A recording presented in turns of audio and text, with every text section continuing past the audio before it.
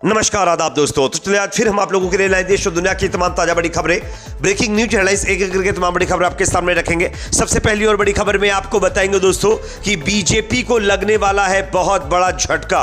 लोकसभा चुनाव में जिस तरीके से बीजेपी को अपने दम पर बहुमत नहीं मिला, बीजेपी ने नीतीश नायडू से मिलकर एनडीए की सरकार बनाई और यह सरकार चलते हुए सिर्फ 1 महीना हुआ है और बीजेपी एनडीए में अब बगावती तेवर दिखने शुरू हो गए। किस तरीके से इसकी जानकारी आगे आपको देंगे। साथ ही साथ अगली बड़ी खबर में आपको बताएंगे दोस्तों, महाराष्ट्र से बड़ी खबर आ रही है जहां पर हाजी मलंग दरगाह के पास 85 से ज्यादा इमारतों पर बिल्डोजर चला दिया गया है। यहां पर दक्षिणपंथी समूह मंदिर होने का दावा करते थे, वहीं पर यह बिल्डोजर चला गया। आगे इसकी भी जानकारी आपको देंगे। साथ ही साथ अगली बड़ी खबर में आपको बताएंगे दोस्तों, हाथरस के अंदर भगदड़ कांड के पीड़ितों से राहुल गांधी ने मुलाकात की है और मुलाकात करने के साथ साथ राहुल गांधी ने पीड़ितों से एक बड़ा वादा किया है जिसकी चर्चा पूरे देश में हो रही है। क्या कहा है पीड़ितों से राहुल गांधी ने, यह भी आपको बताएंगे। साथ ही साथ अगली बड़ी खबर में आपको बताएंगे दोस्तों कि अमरोहा उत्तर प्रदेश के अंदर एक और नया कांड देखने को मिला है। यहां पर एक और लेखपाल जिसका नाम इफ्तिखार अली बताया जा रहा है, उसको एक नायब तहसीलदार ने जिहादी बताया है। किस तरीके से, इनके बयान को भी सुनाएंगे। साथ ही साथ अगली बड़ी खबर में आपको बताएंगे दोस्तों कि केजरीवाल की जमानत पर अब आगे आए हैं 150 से ज्यादा वकील। सीजेआई चंद्रचूड़ को लेटर लिखा है, जज पर भी यहां पर सवाल खड़े किए गए। किस तरीके से, इसकी भी जानकारी आपको देंगे। साथ ही साथ एक और बड़ी खबर आ रही दोस्तों, हिजबुल्लाह के हमले से डरा इजराइल गाजा के अंदर अब शांति की बातें करने लगा है। किस तरीके से, आगे इसकी भी जानकारी देंगे। साथ ही साथ एक और बड़ी खबर आ रही दोस्तों, ब्रिटेन के अंदर जो आम चुनाव हुए हैं इसमें ऋषि सुनक की पार्टी चुनाव हार गई है। यहां पर ब्रिटेन की जो लेबर पार्टी है वो चुनाव जीत गई है। आगे इसके रिजल्ट के आंकड़े भी आपको दिखाएंगे। साथ ही साथ एक और बड़ी खबर सामने आ रही है दोस्तों, इजराइल के एक और मिनिस्टर ने अब गाजा के बाद इजिप्ट के ऊपर कब्जे का ऐलान किया है। किस तरीके से, इसकी भी जानकारी देंगे। उससे पहले आपको क्या लगता है दोस्तों, जिस तरीके से बीजेपी एनडीए में बगावती तेवर देखने को मिल रहे हैं, क्या यहां पर कोई बड़ा उलटफेर हो सकता है? कमेंट सेक्शन में इस पर अपना फीडबैक जरूर दीजिए। वीडियो को ज्यादा से ज्यादा लाइक करिए, शेयर करिए, चैनल पर नए तो सब्सक्राइब जरूर कर लीजिए। बात करेंगे पहली खबर की। सबसे पहले आपको मैं स्क्रीन पर खबर दिखा रहा हूं, आप देख सकते हैं। जानकारी यह मिल रही है कि लोकसभा चुनाव के नतीजे आने के 1 महीने में ही भारतीय जनता पार्टी को अधूरा आंकड़ा चुभने लगा है। पार्टी बहुमत का आंकड़ा नहीं छू पाई।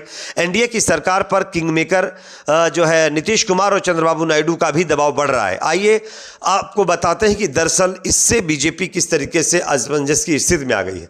देश में तीसरी बार एनडीए की सरकार बनी, लेकिन सहयोगी दलों का दबाव लगातार बढ़ता जा रहा है। चुनाव परिणाम आने के 1 महीने के अंदर राजस्थान के कैबिनेट मंत्री और भाजपा के वरिष्ठ नेता किरोड़ी लाल मीणा ने मंत्री पद से इस्तीफा दिया, जिससे भाजपा में खलबली मची हुई है। नीतीश कुमार ने एक बार फिर स्पेशल राज का दर्जा, विशेष पैकेज का मुद्दा बीजेपी के सामने रखा है, जबकि टीडीपी के नेता दिल्ली पहुंच गए हैं। बिहार के डिप्टी सीएम सम्राट चौधरी ने अपना पगड़ी भी उतार दी है, जिसके बाद ऐसा लग रहा है कि ये जो एनडीए सरकार है इसमें कोई बहुत बड़ा उलटफेर आपको देखने को मिल सकता है और यह उलटफेर किस तरीके का होगा यह देखने वाली बात होगी। वैसे बीजेपी अपने दम पर बहुमत नहीं ला पाई है, इस वजह से बीजेपी अब इसको लेकर के असमंजस की स्थिति में आ चुकी है। अगली खबर की बात करेंगे जो कि सामने आ रही है महाराष्ट्र से, जहां पर हाजी मलंग दरगाह के पास 85 से ज्यादा इमारतों को ढा दिया गया है।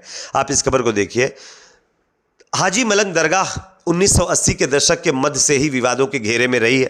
जब आनंद दिघे के नेतृत्व में शिवसेना की स्थानीय इकाई ने यह आरोप लगाया और लगाते हुए आंदोलन शुरू किया कि यह दरगाह वास्तव में नाथ पंथ से संबंधित एक पुराने हिंदू मंदिर का स्थान है और इसके चलते लगातार विवाद जारी है। लेकिन महाराष्ट्र के कल्याण में मौजूद हाजी मलंग दरगाह तक जाने वाली सीढ़ियों के किनारे स्थित लगभग 85 अनधिकृत इमारतों को अब ढा दिया गया है। गुरुवार की सुबह वन विभाग ने कलेक्टर कार्यालय के साथ मिलकर यह कार्रवाई की है। अधिकारियों ने कहा है कि भूस्खलन को रोकने के लिए यह कार्रवाई की गई है, लेकिन इस एक्शन को लेकर वहां के निवासियों और पीर हाजी मलंग दरगाह ट्रस्ट के सदस्यों ने उनको चिंतित कर दिया। उन्होंने चिंता व्यक्त की है, जिन्होंने दरगाह के भविष्य को लेकर चिंता भी व्यक्त की है। और सबसे चौंकाने वाली बात तो ये है कि दक्षिणपंथी समूह के लोग इस दरगाह के पास जो हिंदू मंदिर होने का दावा करते हैं। और अब जब बीजेपी की सरकार महाराष्ट्र में बन गई है तो आप देख सकते हैं किस तरीके से कार्रवाई की जा रही है। अगली खबर जो कि सामने आ रही है हाथरस से, जहां पर भगदड़ कांड के पीड़ितों से राहुल गांधी ने मुलाकात की है। राहुल गांधी ने मुलाकात तो की ही है, साथ ही साथ उन्होंने पीड़ितों से जो वादा किया है उसको लेकर के पीड़ितों ने जो अपने जुबानी बताई है उससे पूरे देश में राहुल गांधी की तारीफ हो रही है। किस तरीके से स्क्रीन पर आप देख सकते हैं। उत्तर प्रदेश स्थित हाथरस में मची भगदड़ में खत्म हुए लोगों के परिजनों से कांग्रेस नेता और नेता प्रतिपक्ष राहुल गांधी ने मुलाकात की। राहुल गांधी शुक्रवार को अलीगढ़ पहुंचे और पिलखना गांव में लोगों से मुलाकात की है। मुलाकात के बाद पीड़ित परिवार के सदस्यों में से एक ने जानकारी दी है कि उन्होंने हमसे कहा, यानी राहुल गांधी ने पीड़ित परिवारों से कहा कि वह पार्टी की मदद से हमारी मदद करेंगे। उन्होंने हमसे पूछा कि सब कुछ कैसे हुआ। पीड़िता ने कहा कि वो समझा रहे थे कि हम पार्टी के माध्यम से मदद करेंगे। अभी ये नहीं कहा कि क्या मदद करेंगे, लेकिन कहा है कि हम पूरी मदद करेंगे। यानी कि राहुल गांधी ने अपनी पार्टी के फंड से जो है हाथरस के पीड़ितों की मदद करने की बात कही है। और इस मैसेज के सामने आने के बाद पूरे देश में राहुल गांधी की तारीफ हो रही है। अगली खबर की बात करेंगे जो कि सामने आ रही है दोस्तों। उत्तर प्रदेश के अंदर लगातार जो नफरती चिंटू हैं उनके अलूल जलूल काम देखने को मिल रहे हैं। खबर अमरोहा से सामने आ रही है, जहां पर एक नायब तहसीलदार जिसका नाम वीरेंद्र सिंह बताया जा रहा है, इस तहसीलदार ने लेखपाल इफ्तिखार अली को जिहादी बोला है और कहा है तुम कैसे जिहादी हो, तुम्हें उर्दू भी नहीं आती।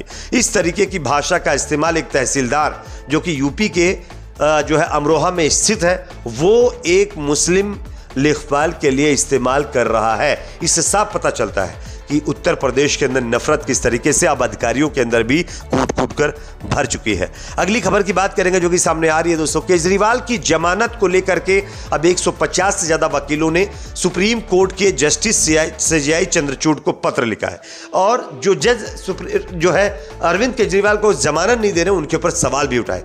किस तरीके से खबर आप देख सकते हैं। जो है दिल्ली के मुख्यमंत्री अरविंद केजरीवाल जेल में है। उन पर कथित शराब घोटाले में मनी लॉन्ड्रिंग का आरोप है। बीते दिनों दिल्ली की ट्रायल कोर्ट ने अरविंद केजरीवाल की जमानत दे दी थी, लेकिन केजरीवाल की रिहाई से पहले ही सीबीआई ने तिहाड़ जेल से गिरफ्तार कर लिया था। बाद में दिल्ली हाईकोर्ट ने केजरीवाल के जमानत वाले आदेश पर स्टे लगा दिया। अब दिल्ली हाईकोर्ट और निचली अदालतों के लगभग 150 वकील केजरीवाल की जमानत में हो रही देरी को लेकर चीफ जस्टिस डीवाई चंद्रचूड़ को पत्र लिखा है। पत्र में वकीलों ने केजरीवाल की जमानत याचिका पर स्टे लगाने वाले जज पर सवाल उठाए हैं और कहा है कि अरविंद केजरीवाल को जानबूझकर जमानत नहीं दी जा रही है। अगली खबर की बात करेंगे जो कि सामने आ रही है दोस्तों। ब्रिटेन में अब की बार 400 पार, ऋषि सुनक की पार्टी सत्ता से बाहर हो गई है।